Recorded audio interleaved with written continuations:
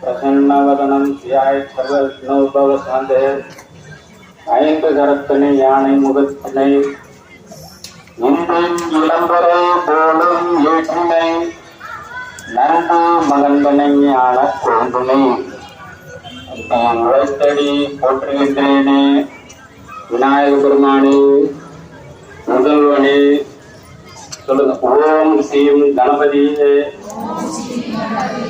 ஏகதந்தாய லம்போதராய ஏரம்பாய நாளிகேர பிரியாய மோதபட்சனாய மமாபீஷ்ட பலம் தேகி பிரதிகூலம் மேன்னசையது அனுகூலம் மே வசமானய சுவாகா.